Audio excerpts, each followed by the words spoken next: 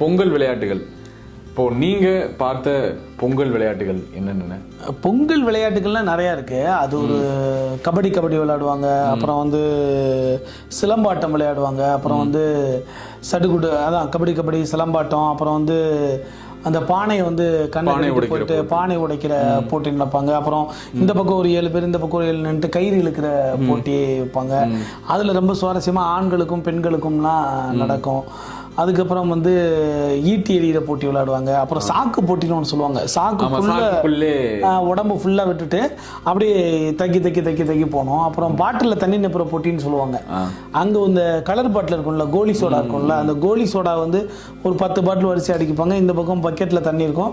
இதை கையில் மெத்திட்டு போயிட்டு 10 போயிட்டு நிரப்பணும். அதில் யார் முதல்ல நிரப்புறாங்க அப்படின்ற மாதிரி இருக்கும். அப்புறம் இளவட்ட பசங்களுக்கு வந்து அந்த இளவட்ட கல்லை தூக்குறதுன்னு ஒன்று சொல்லுவாங்க தெரியுமா? ஊர்ல அதுக்குனே ஒரு கல் இருக்கும். அந்த கல்ல விரும்புகிறேன் படத்துல ஒரு பாட்டு வரும், ஒத்த பார்வை பார்த்தா உடம்புல சக்தி ஏறுதாத்தா அப்படின்னு சொல்லி, அந்த மாதிரி இளவட்ட கல்ல தூக்குறது இருக்கும். அப்ப நிறைய இடத்துல வந்து மாட்டு வண்டி வச்சுட்டு மாட்டு வண்டி ரேஸ் நடக்கும். ஓகே, ஒரு ஒரு குறிப்பிட்ட இடத்துக்குள்ள வச்சுக்கிட்டு யாரு முதல்ல போறாங்க அப்படின்னு சொல்லிட்டு அந்த மாட்டு வண்டி ரேஸ் நடக்கும். அப்புறம் இந்த மாதிரி இதெல்லாம் எனக்கு நினைவுல இருக்கு.